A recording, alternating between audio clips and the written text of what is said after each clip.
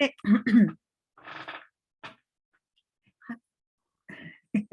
we're going to join. Anybody catching the recording? We're starting. The recording's a little bit early, so hi, Admira.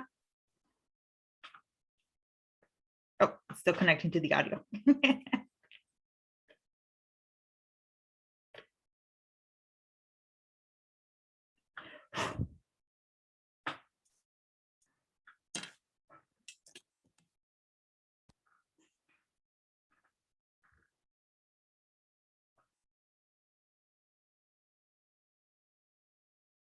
So anybody watching on the recording, you can skip the first like 10 minutes of this recording. Hello. How are you doing? Hello. Are you doing well? I'm doing good. Great. That's what I like hearing. How was the weekend? Is it all right? It was tiring. Yes. Why is the weekend always so tiring? I don't know. It just always is. It's because we're having to work through it and we don't get a rest, I think. Hi, Dylan. Yeah. I really realized that we're going to have to make changes at some point in the future about the work day. I think a 5-day work week is not sustainable anymore. Because I really think at this point, I need 3 days of weekend. No, because I feel like I need one more because I can use the weekend to do certain things, but then I need one more to just rest. Yeah. I don't know. That's just me. But also, I'm like, I prepare class stuff during the weekend. So, you know, I could probably, I'm like, if I overworked myself during the week, then I wouldn't have anything to do on the weekend. But I don't want to overwork myself during the week. Yeah. It's my own fault. Hi, Amira, it worked. You finally. I got it. 3 times, but I got it. I was like, okay, they're here, but the audio's not connecting. So I'm like, wait, no, I have my AirPods connected. Like I usually have my old AirPods, right? I connect to my computer, but I had to replace them. So I'm like, why not benefit from the old ones? So I benefited, connected to the computer, acting wonky. I'm like, oh, screw this. I'm going to take my brother's earphones, connect to that one instead. oh my goodness. By the way, y'all, I'm such a snob about AirPods. Like I will not use AirPods. Why, Professor? Doctor? Only because like these are hard enough for me. So I have to be on Zoom most of the day, but in between classes, I do take these off. I just like, I can't wear them. So if I had the AirPods and they were just hanging in my ears, like my ears just don't like them, basically.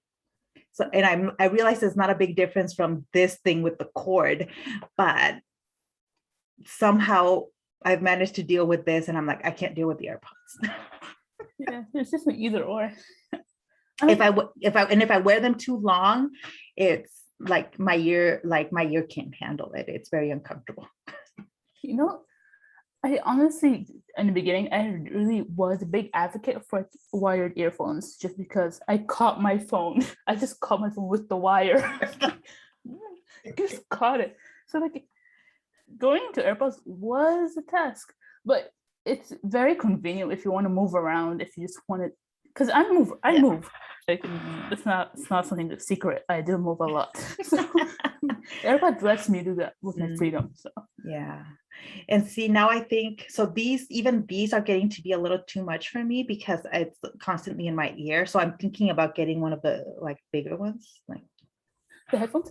Yeah. But the AirPods it lets you take one out and connect to one. Like you have one AirPod in and one is in the charger. So you can listen to audio and while the other one's in there.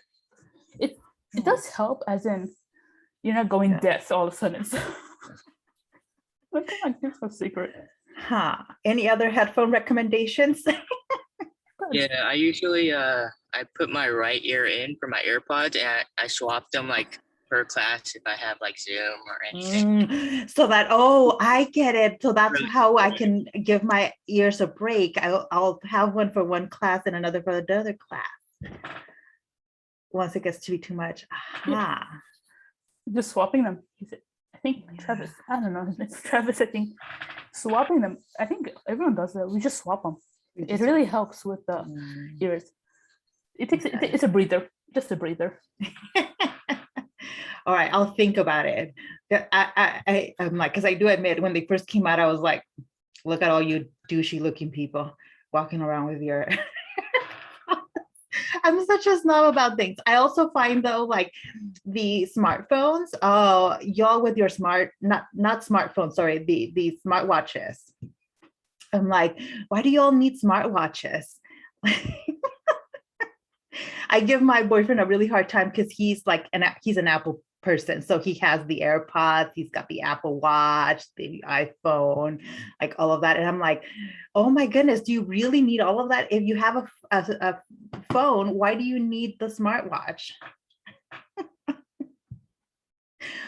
But I get it. Some of you, like if you're working out, if you're, doing other stuff, it's nice to get the alerts on the phone and all of that. I'm like, I get it, but I'm way too old school. I didn't even have a smartphone until, what was it? It was in graduate school. So at this point, it has been probably like 10 years, but I resisted getting a smartphone for such a long time because I was like, no, the phone cannot be smarter than me. Professor Cardona, Yeah. There's another perks to having, like, if we're doing an argumentative thing, we have there's a perks to having AirPods. There's touch to there's a sensor on top of there's sensors to each AirPod. It doesn't matter. It works very well with your iPhone. And second of all, it's very easy to use. I will get the argument through. I'm like, are you getting a commission from Apple? Is this why you're trying to convince me really hard on those AirPods? I wish I was getting paid advertising. Like, I went through so many headphones and earphones, and this is the only ones that lasted with me. Because like I usually go through 10 pairs of wired earphones through a year. So it's like AirPods, they're expensive, but they last me like a year. Like finally something. They're long-lived, so. Yeah. That's funny, Jackie. We see those people behind you. No, you don't have to. You don't have to scoot away from them. It's just funny, right? Like I know, I panicked a little. You're good. It's like in my morning class, my 9 a.m. class, my dogs would not stop barking. And I was just like, oh my God, at least I wasn't lecturing in that class.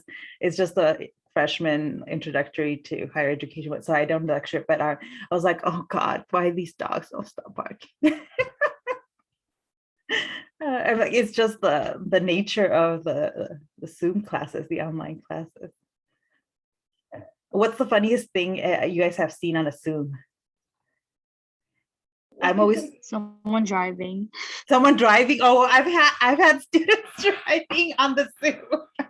And I'm like, well, okay. I mean, how much attention can you be paying to me if you're driving? Hopefully not much. You need to be focusing on your driving, but I get it.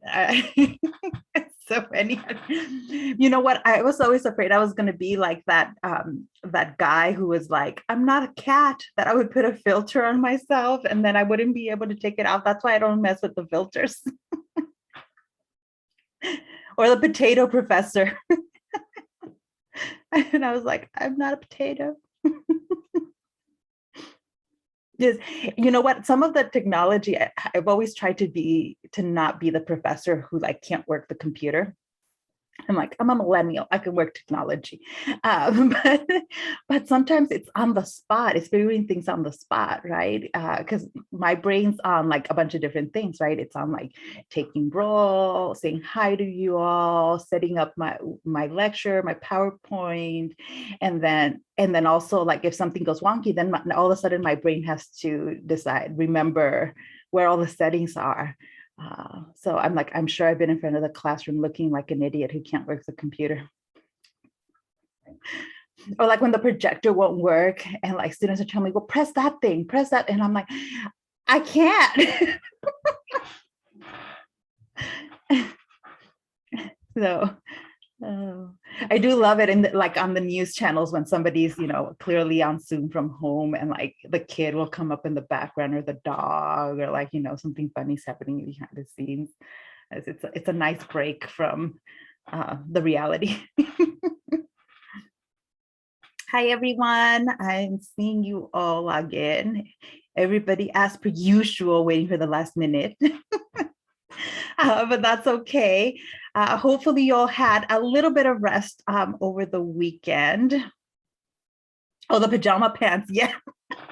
By the way, on pajama pants, I haven't had this issue in this class yet, but I bought these pants that are basically sweatpants, but they have a professional looking print on them. And I bought them specifically in case I'm ever like on Zoom and need to stand up so that it doesn't look like I'm wearing sweats, but I really am. So I hope you all had a decent enough weekend. I know things are starting to get a little bit heavier in terms of your courses, like not just the reading, but now most of you are also probably having midterms start up or exams start up and papers. So today I just want to focus on our paper, right? So actually what I'm going to do with the readings is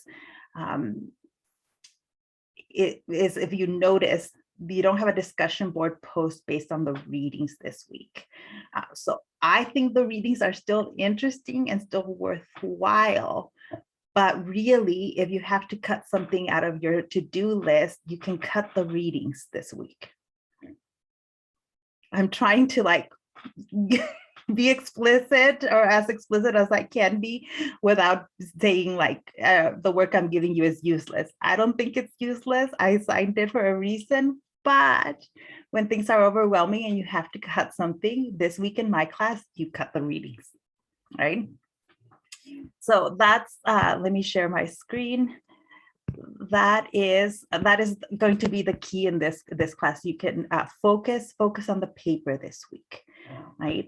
You have paper due Sunday by midnight, right? You can find it two ways. You can go to modules under week 5 at the end of week 5, or you can go to assignments and it's the medical disparities paper because it's based on primarily on the 2 PDFs. So let's see, where is it?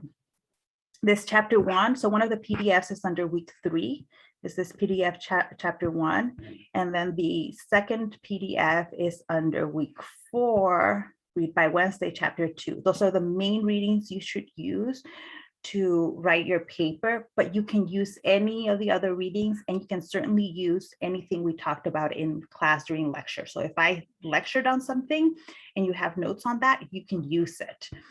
So I'm going to show you how to do all of that. But if you can see under week 5, it's the health disparities paper. And I've changed it. I originally had it as a 3 to 4 page paper. I have reduced it to a minimum of 2 pages because I know some of you are writing your first college papers right now. And so 2 sounds more doable for you all. I think most of you will end up writing between 3 to 4 pages. I think that's reasonable to fully answer this question. But if you get to 2 pages and it's completed, right? You've completely answered the prompt and proven your argument, and that's okay. 2 pages is good enough. But I have a feeling, like I said, most people are going to go into the page 3 and 4. So again, the main thing is answering this. How and why did the enslavement of Black people contribute to the development of medicine? Why is this history relevant today? When you form your thesis, you can form your thesis answering either the first question, the second question, or you can answer both questions in your thesis. That's up to you. And it really depends on how you write and how you want to structure your paper. I don't have a preference of which question gets answered in the thesis. It's a matter of focus, right? Is your paper going to focus on the evidence about racism in medicine, or is it going to focus on connecting it to today? You should answer both questions in your paper, but which one's going to be the focus for you?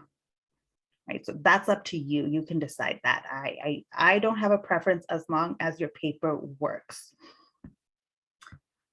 In terms of citation, this is the big thing I want to go over today because most of you have not cited Chicago style.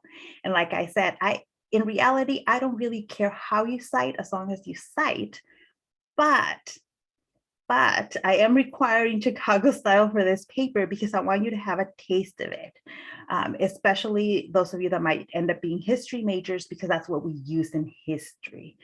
Most of you are not going to be history majors though, and the point of it then is just to have a taste of it so that when you are given the option of using any kind of citation that you don't just default to MLA because it's the only one you know, right? So in Chicago style, the key that what makes it different than MLA style is that you don't put the citation in parentheses at the end of the sentence. Right? In MLA, you would have a quote, and then at the end, you would put the author's last name and the page number the quote is coming from. So in Chicago style, you don't do that. Instead, what you do is you enter a footnote or an endnote. I'm only going to go over the endnote because I think it's what most of you will want to use. I'll show you why you want to use an endnote. So first, I'm going to use the Word document because probably I've noticed a majority of you use Word when you're using your essays, but I'll also go over it in Google Doc. So let's say you're in your paragraph, you have a brilliant topic sentence, and then you want to provide evidence. So you're going to use a quote, right? So you're going to use a quote maybe from the book, from the PDFs, or you're going to use a quote from like the PowerPoints or from lecture. What you want to do is write the quote out and put it in quotation marks, right? That's how you tell me that this is a direct quote from the reading or from lecture. You end the sentence with a period and you put the quotation mark at the end. Then you want to cite it. So in Chicago style, you have to insert a footnote. So on Word, and this is the key, on Word, you're going to go to references. So the tab up here that says references. And then you want to insert footnote. Don't get distracted by all these other things. For example, Word does have functions where it allows you to format the citation for you. But I'm going to show you why you actually don't need that for this paper, right? So instead, just focus on over here, insert footnote, right? What it does is it puts a little one at the end of the sentence, right? And then at the bottom of the page, it creates a space for you to actually insert the information from the citation. This is where you tell me, what you're citing, right? So let's say you're citing the reading, right? There is a format in Chicago style that you have to use. Right? You have to put the first name first, last name, title of the book, city it was published in, all like publisher, year, and page number. Like you have to do all this thing that usually like an MLA goes in the bibliography. I'm going to make it super easy for you. You don't have to figure out all the citation for this book. One, because you don't have the book in front of you, right? You don't have a way of looking up what year was this published. So what you're going to do when you're inserting a quote from one of the readings is you're going to go to the prompt. Look what I've done here. I have formatted it exactly the way it should look in your footnote. So you can copy and paste from the prompt. Can I say something? Yes. Thank you for saving our lives with this. You're welcome. Because I really only need you to get a taste of Chicago style. I don't need you to sit there for 5 hours figuring out what the last name of the author is, where the city it was cited. Like all of that is like, I don't care about it, right? And I've spent hours trying to figure out these things. So you can just copy. So I'm going to do that. I'm going to copy. Now, here's a little trick that I know a lot of you already know, but I realize not everybody knows it. When you paste it, You can paste it without all the formatting. With the formatting, it could sometimes look funky, right? Because you're pasting the formatting on the prompt. So I usually just go in here, and I have a PC, so I know on the Macs it looks a little different, but you can go paste it without all the formatting. Now, there is one thing you have to do in addition to copy and paste. So I just copied and pasted, but you have to add the page number, right? You have to tell me what page you're getting your quote from. So like, I'm just gonna put as a random page number 60, right? So you leave everything the way it was, but you add the page number 60. I'm also going to italicize because I pasted it without all the formatting. I'm going to italicize the title of the book. So that is it. That's all you really need to do to cite Chicago style. Is insert the verb. Now let's do this again. Let's say, you have a brilliant sentence here. And then you're going to use another quote, right? So you're going to put the quote in quotation marks, end the sentence, close the quote, and then the cursor's at the end of the citation. So once again, you go to references and you go to insert footnote. Well, let's say you're only going to cite the reading. You're only going to cite the 2 PDFs, and they come from the same book, so you're citing the exact same thing. There is a shorthand to cite this, right? There is a shorthand because back in the day when the citation styles were created, everything had to be done either by hand or on a typewriter, and academics were too lazy. They needed to come up with a shorthand to do it all. You really could just copy and paste, but the shorthand in Chicago style is to use IBID. So IBID literally means I'm citing the exact same thing as the citation up above. It's the same one as the previous one. So instead of typing up the whole thing, you can just say IBID, period, comma, page number.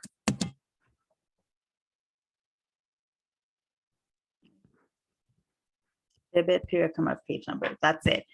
Now, some of you have already told me you want to cite lecture, right? So let's say you're paraphrasing something from lecture because you wrote down in your notes a sentence of something I said, but you don't know if it was an exact quote. And you're too lazy to go to look back at the recording, let's say, right? So you're not going to, it's not a direct quote, so it doesn't go in quotation marks, right? It's paraphrase, but it still has to be cited, because it's not your own thoughts, it's not your own information, it came from the lecture, right? So you don't have to put it in quotation marks, it's not a direct quote, but it does need to be cited. So what you do is leave the cursor at the end of the sentence, go back to references, insert another footnote. It has created the footnote for you at the bottom. And now how do you cite a lecture? I told you I was going to make things easy for you, and I am making even the citing of lecture easy for you. You go back to the prompt, and then under the citation, I have like the format of what goes into citing a lecture, and then I did it for you. You basically use my first name, last name, then you put the title of the lecture, and then Cal State LA Fall 2021. Now, you might be able to just copy and paste it if you're going to cite this particular lecture. If you're citing a different lecture, then you change the title, use whatever the title of the PowerPoint was. I give every PowerPoint a title. And that tells me then when you're citing it that you're using information from that lecture as opposed to a different lecture. Right, so you can do a little bit of copying and pasting here. I copy, and then I'm pasting it back here. No, see, I didn't do it with the formatting, or I did it with the formatting. So I'm gonna right click and paste it without the formatting. So the only thing you would change in here would be like the title of the lecture or the PowerPoint. Does that make sense?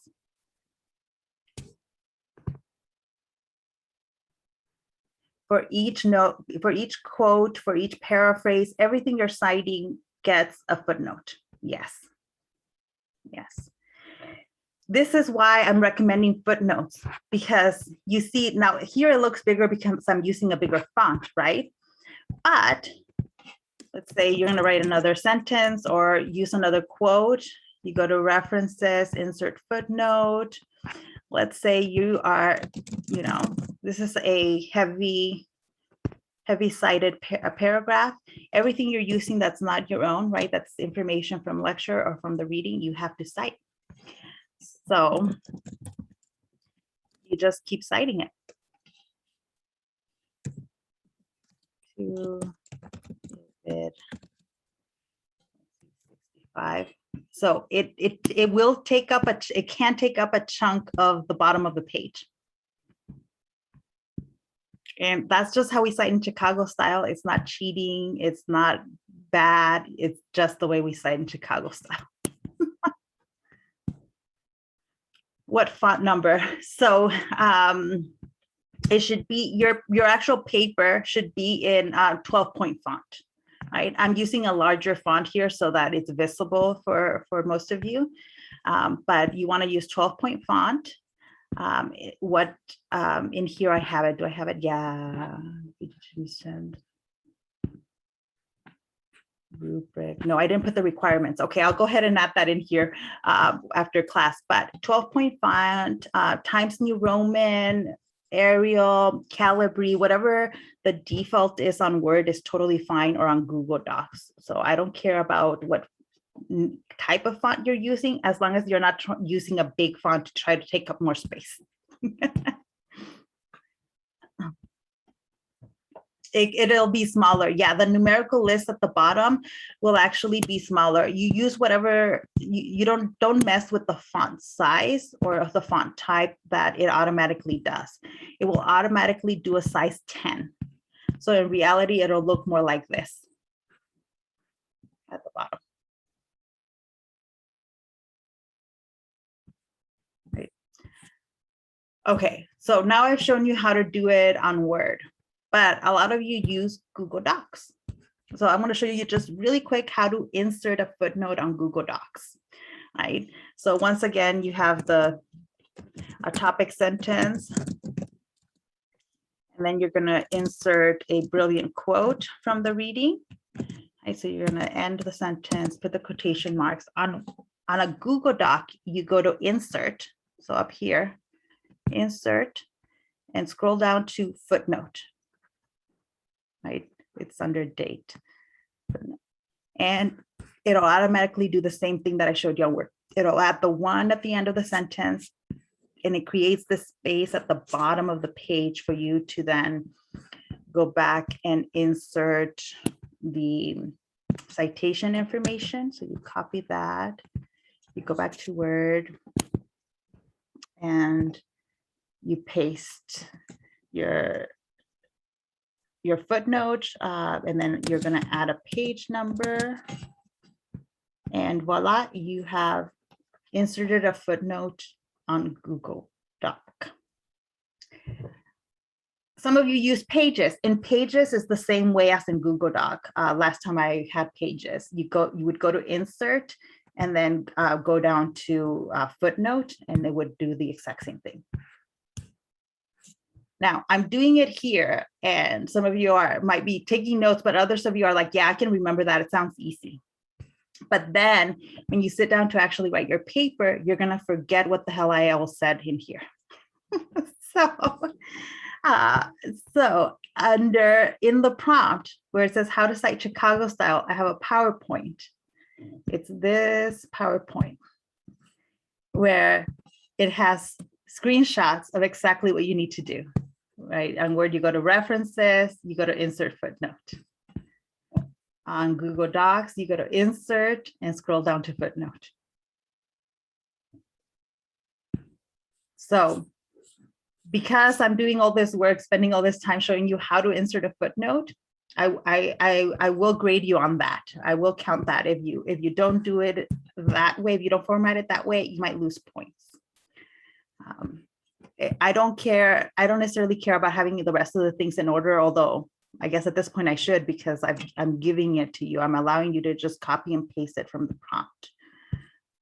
So hopefully making it easy. Most of you will get it, but if you're sitting down, Saturday night, or I'm like, God forbid, Sunday night to write your paper, and you get totally thrown off by how to cite Chicago style, then send me an email. Send me an email because I can type this out in really easy steps for you to do. This is the easiest kind of questions for me to answer, is citation questions, and I will try to make it as easy as possible for you. So what questions do you have on citation? Does it have to be in order the way you said it? What So do you let's mean? say I cite, let's say from a quotation, I cite from the medical archive, like that particular. It has to be first and then the next page. Let's say it's on another page, So do I have to have it? Because like, let's say in like MLA, Uh-huh. whatever, like that quotation needs to like match or whatever. Like I'm assuming you need to match the order. Let me see if I'm, so let's say you're on another page and you're gonna cite medical apartheid again. Yeah.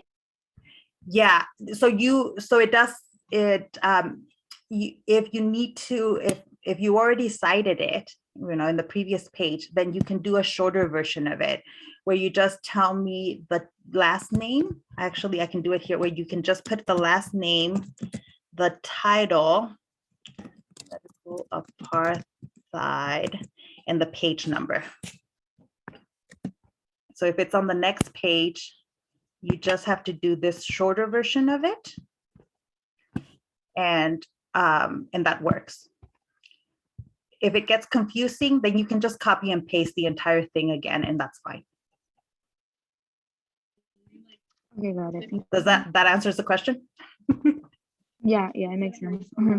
Yeah. Oh, and Amira says, what am I italicizing? So the title of the book, because I copied and pasted and I got rid of the formatting, right? When I paste without the formatting, it takes away the italicizing of the title. And the title of the book should always be in italics, the title of the book. So even when you're like talking about the book, if you use the name of the book in your actual paragraphs in your paper, you should italicize the title of the book. You don't underline it. You don't need it in bold. In Chicago style, you just italicize it. Yeah. Other questions? Sorry, Professor, I have a question about something else. Yeah. It's about the paragraphs. Mm-hmm. I don't know if you already mentioned this before, but how many paragraphs do you require? Okay, then we can get out of talking about citation and talk about my tips for the paper. I don't require a minimum number of paragraphs because it totally depends on your writing and how much you have to say. Some points may require a long paragraph and other points might require a very short paragraph. So I don't have a minimum number of paragraphs. Instead, what I want is just a minimum number of pages. So as long as you have 2 pages and you have the formatting that we use in history and for most of your papers, right? It's the really formulaic. Your first paragraph is the introduction. At the very end of your introduction, the last sentence should be the thesis. Then you have body paragraphs, right? I don't care. I don't even count how many body paragraphs you have, but for a paper that's 2 to 4 pages, it will probably be somewhere between 3 to 5 body paragraphs, somewhere around there is probably what it ends up being for most people. But again, I don't count. Like, I don't care how many body paragraphs you have, but you should have a conclusion. So if your paper's formatted in this way, then no problem. What I do want though is paragraphs. You should not have one wall of text. Your paper should not be a wall of text. You want to separate the different ideas, the different examples you use, the different points you're making should be separated into paragraphs. And the most important part of this format is actually the thesis. This is the thing that will lose people the most amount of points. The thesis is your argument for the paper. This is an argumentative paper, so it has to be something that is not an observation, right? Let me go to this PowerPoint. So I have an example here of a bad thesis, right? So this is what I'm saying is a bad thesis. If it reads, the enslavement of Black people helped create and grow the medical field into what it is today. Is this sentence wrong? Is it factually incorrect? It's not. It's not. It is 100% correct. And it even sounds pretty good. Like it sounds like it could be a thesis, but it's not a thesis. Why is this sentence not a thesis? It doesn't have an opinion.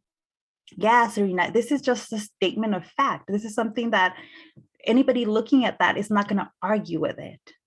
I know some people might argue with it, but that's, it's nobody in academia, no academic person would argue with this sentence, right? That the enslavement of Black people helped create and grow the medical field. It's what we've been reading. It's in our readings. It's been in our lectures. So this is just a statement of fact. Instead, you want to make something that makes a larger point or a more precise point, right? So this is the way I've reworded it so that it makes it more of an argument, right? More complex, and it's not so simple and obvious as this sentence. So this is my example of a better one. The enslavement of Black people offered a racial ideology and a supply of people for experimentation. Understanding this history can help public health advocates understand the lack of trust in some Black communities for government health programs. Right? What part of this is an argument? The understanding history can help health advocates. Yeah, if I read these two sentences, I know that the paper is going to talk about racism in the medical field and about how people were used to experiment on.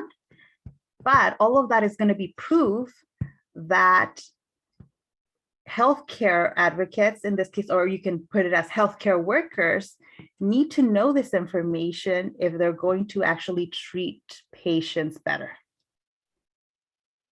Right? This is a very specific kind of argument. Now, you don't need to make it. In fact, I say if I'm saying this, okay, I'm going to reiterate it a couple of times. If you use this sentence, I'm going to take points off. Do not use my sentence. This is my sentence.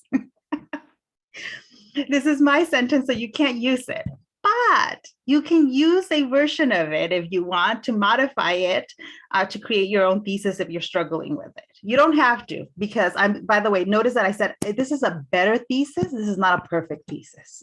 This is a sentence I created really quickly when I was making this PowerPoint, right? So because I can write theses in my head really quickly, but you can use this as a format, but insert your own ideas, right? Like for example, decide if you want to talk about racism in the medical field in your paper or not. If you want to talk about people being experimented on, you might not want to talk about both things. You might just use the racism in medicine as your main point, or you might only talk about medical experimentation. In fact, with people being experimented on, you might not even want a general people, you don't want to just say experimentation. You might make it about Sims, right? And about Sims experimenting on female slaves for his gynecology surgeries. Then you would change this sentence and just focus it on Sims, right? Or even this last one. By the way, I'm reading your blog post, and some of you actually have a thesis in your blog post. So instead of saying this, I would change it up. Like one of the common themes I'm seeing in the blog post is saying, understanding this history can help us see why racism still exists in medicine. That's an argument. If you're telling us that, if you're telling me that this history about enslavement and the use of that, how doctors use enslaved people can help us understand racism today, why it exists today, that's an argument. So far, a few of you in your discussion board post are making that argument. And I think that would be something you would want to put in your paper. Right. So again, don't don't use my sentences here because they're not even great thesis statements. These are just very formulaic ones. But if you're struggling with figuring out what you want to argue, then yes, come back and look at my thesis and just reword it. Decide what you want to do. Do you want to focus on racism, on the experimenting? What is your connection to today? Right?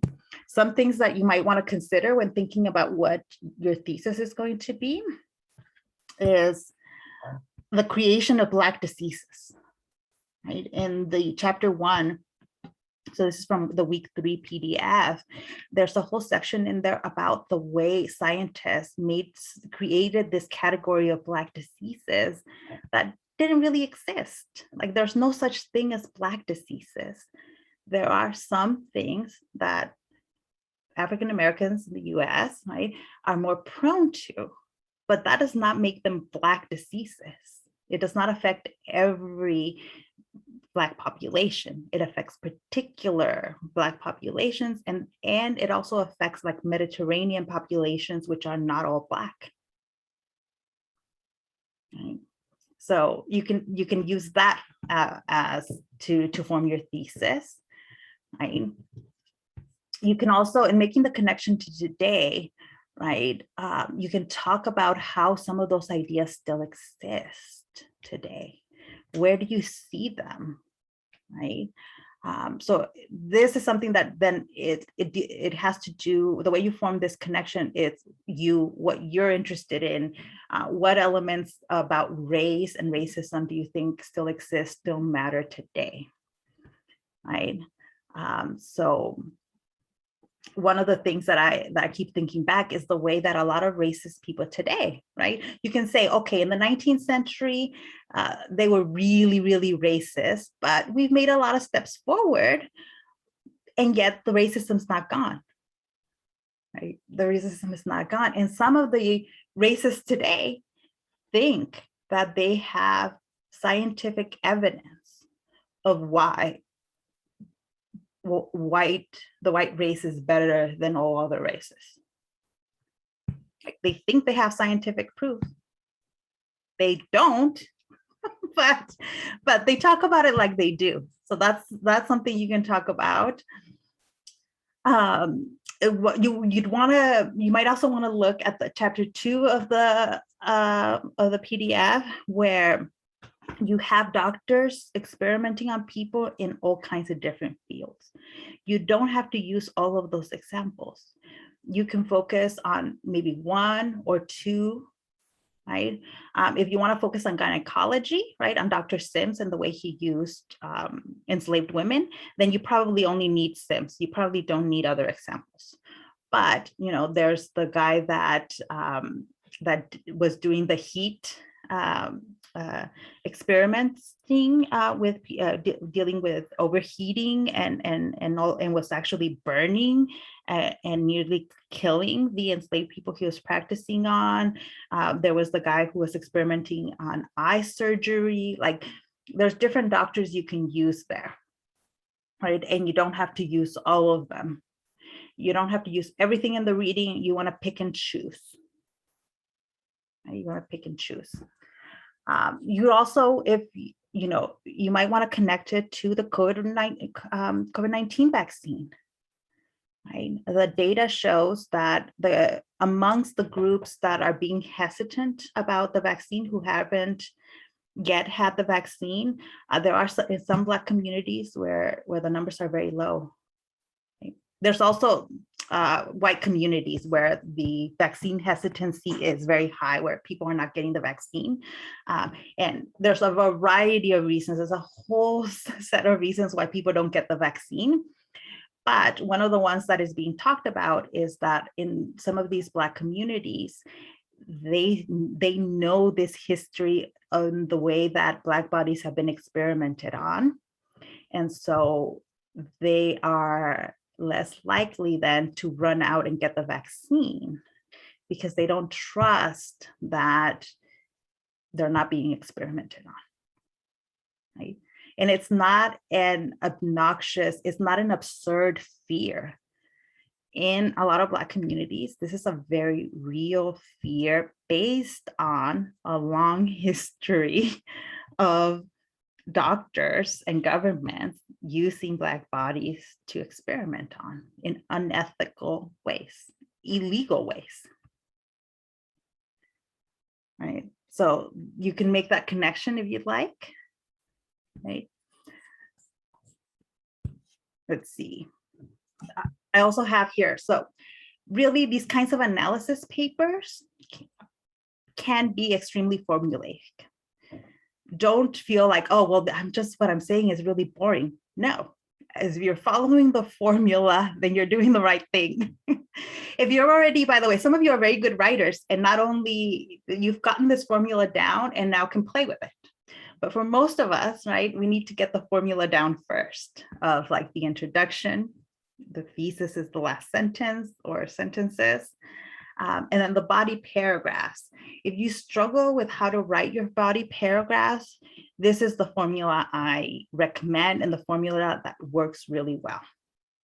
You have a topic sentence. Now, writing good topic sentences can be hard, but you have a topic sentence that introduces the point of the paragraph, right? Like, are you going to talk about Sims? Sims, the father of gynecology, used enslaved women to experiment on. It's not a very exciting topic sentence, but it's a topic sentence that works. You don't get points off for that sentence. Then you provide evidence of what you're talking about, right? So you can use a quote from the reading, you can use a point I made in lecture, you use some sort of evidence to prove your point that you're making about Sims and how he used women to experiment on.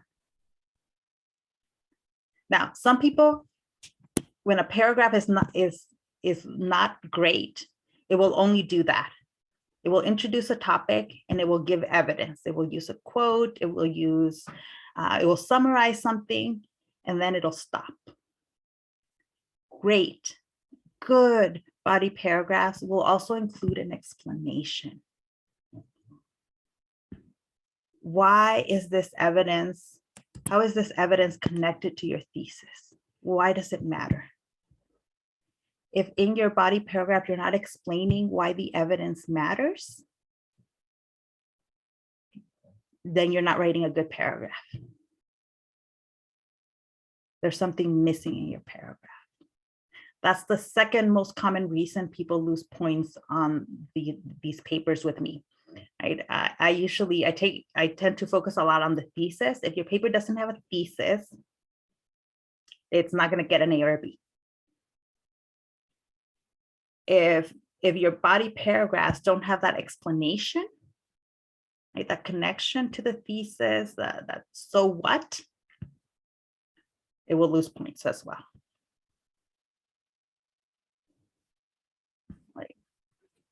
So it's an analytical paper. Catherine, I see your thing. It's an analytical and argumentative paper. So you're making an argument and you're proving it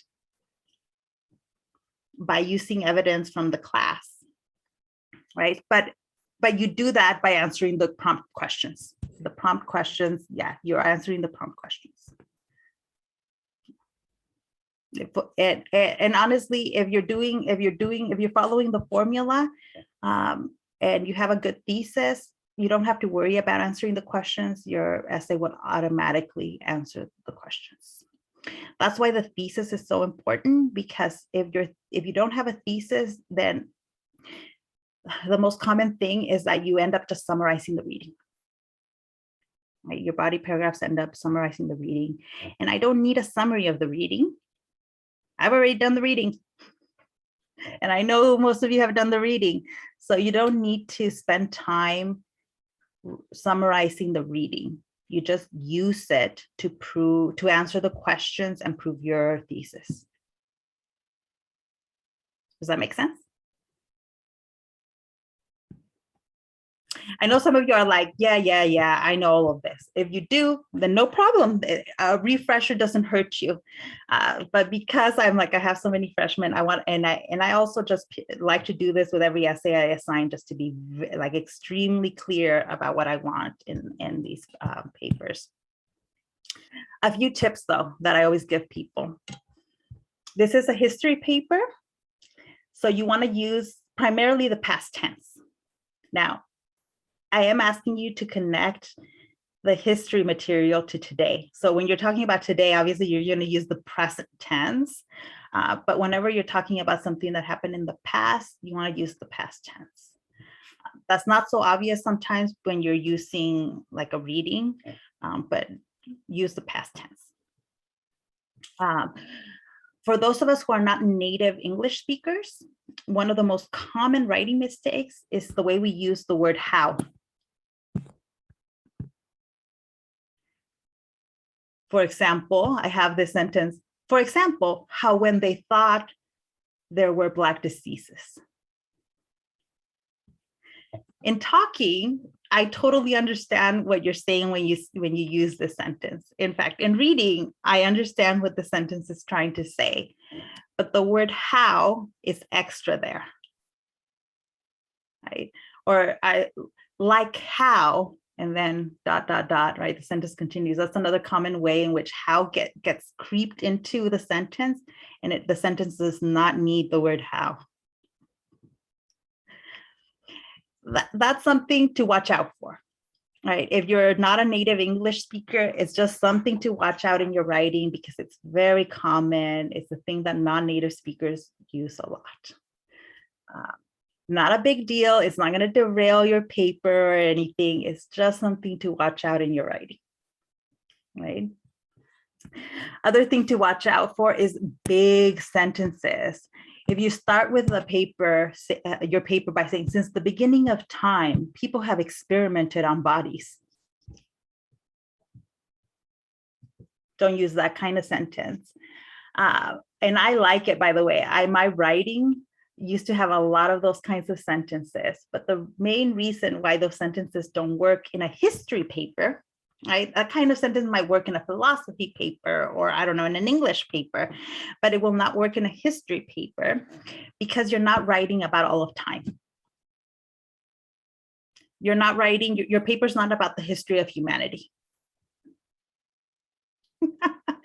It's not. So like when you start your paper like that, it makes it seem like you're going to talk about the history of humanity. Well, you don't have time to talk about the history of humanity in 2 sentences. So keep it more concise, right? Something like American history. In American history, Black bodies no, that wouldn't work. I'm like, no, I'm coming up with it in the fly. So in American history, it has been very common to use Black bodies to experiment on. So an opening sentence like that is a little better. Right. Oh, and writing is hard. Even for those of us that are good at writing, it's still hard. You still have to sit down and type it, right? Like the paper doesn't write itself. You still have to do it. And revising a paper is hard. But that's where the real writing happens, right? It's actually when you're editing your paper. That's why I always say, give yourself enough time. Don't leave it to Sunday to write this paper. One of the things that I will do to help you with that is I'm going to cancel class on Friday. So you don't have to come to the Zoom on Friday. I will be here to work with anybody that wants to show me their thesis or wants to show me a rough draft, but you don't have to be on Zoom. I also will accept drafts as long as you send it to me 24 hours before it's due. So your deadline to send me a draft is Saturday by midnight. I will read drafts over email. If you want to come to my office hours this week, I am here Wednesday before our class and then Thursday 11 to 12:15. Or if you want to meet on Zoom but those hours don't work, then you can always come on Friday during our class or send me an email and we can come up with a different time. Plagiarism. I need to talk for at least a couple of minutes about plagiarism. You have to use other people's ideas in this paper, right? You're going to use the readings, you might use the lecture. So those are ideas that are not your own. The key is just to cite it. You just cite it. Right? If you're paraphrasing something, you cite it. If you're using a direct quote, you cite it. Right? Anything you didn't think up on your own, you cite it. And I always say, when in doubt, just cite it. If you wrote a sentence and you're like, oh, I don't know if this should be cited, just cite it. There's no such thing as oversighting in history. Right? I might notice it and I might tell you, hey, this sentence didn't need to be cited, but you're not going to lose points over it. And have you all used Turnitin in the past? Do you know what Turnitin is?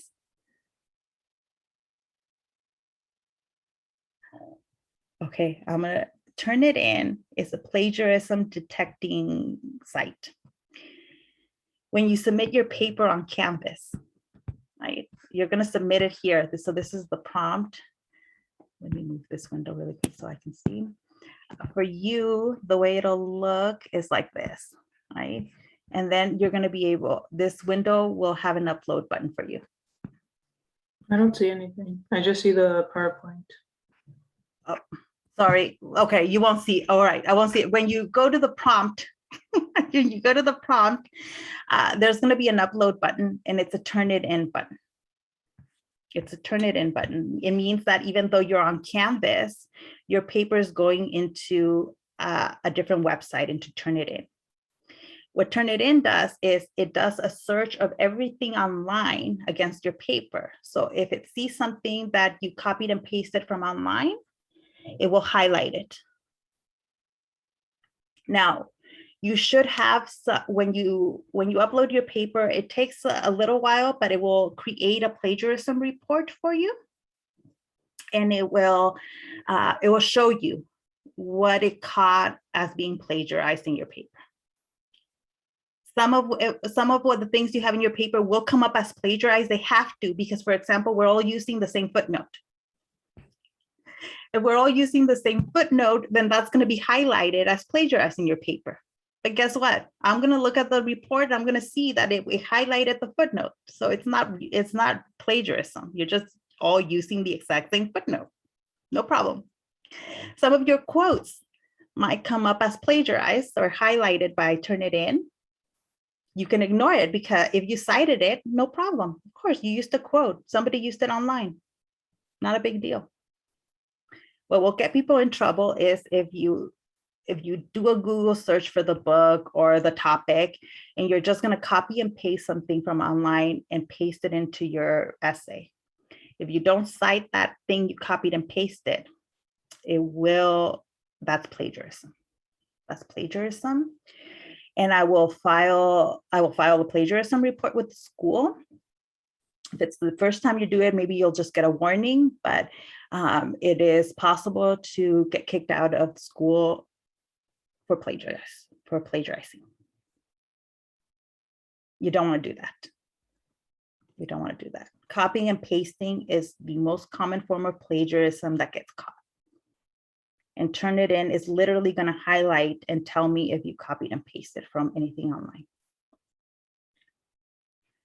Remember that in my class, you have the Life happens class. So if you need more time, all you have to do is email me and tell me I want to use the life happens class, and you automatically get 3 extra days to turn in your paper. If it's a bigger issue of something happening, you can email me and ask me for an extension.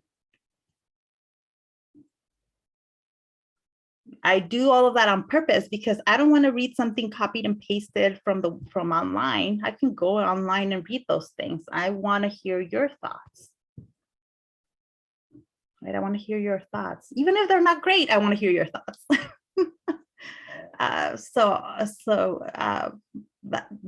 And the way you avoid plagiarism is honestly citing everything. Just really quick, 30 seconds for me to tell you that I once had a student turn in a paper that was entirely plagiarized, completely plagiarized. It was copied and pasted from different sources, but she cited everything. The student cited every single sentence. They got a 0 on the paper because it was all copied and pasted. But I had no reason to submit a plagiarism report. They cited everything. All right, we'll come back on Wednesday, and so on Wednesday, I'll talk about immigration, and I'll reiterate some of these points. But you're all free to go. If anybody has questions or comments, you can stick around. But my time is up. All right, thank you. Have a good one. I'm like, I hate to end on a bad note. I was like, don't plagiarize. Most of you will not plagiarize, and it'll be totally fine.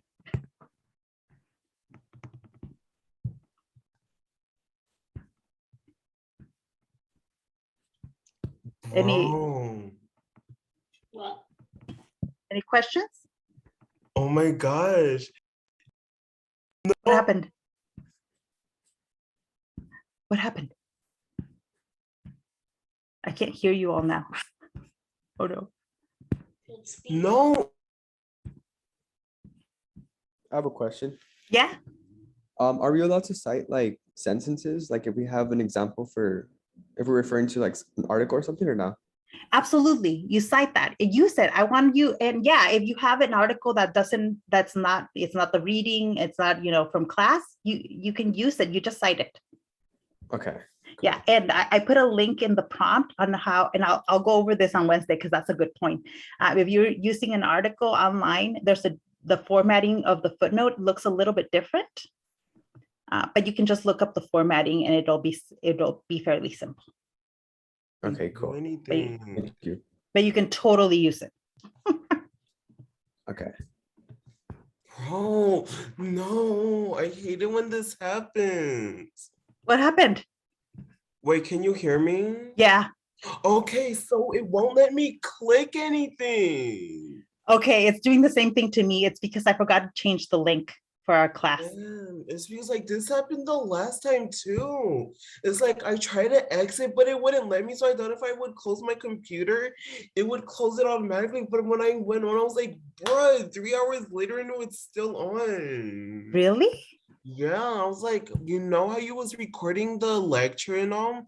When you stopped, I was like, wait, why is it 3 hours? So like after that is like when you turned it off and I saw how your husband was like helping you do it and all, if that was I came up on him. Yeah. Yeah, after you click that button, it like froze, Yeah. And then Okay. it was just you and him looking, but now I can't do anything. Okay, let me do it now. I'm going to exit out of Zoom for everybody. If anybody needs to talk to me, give me 2 minutes and I'll be back on the Zoom. So I'm going to close it. I'm going to close it so that it actually closes. Hold on. Task manager. Like now I know how to do it. So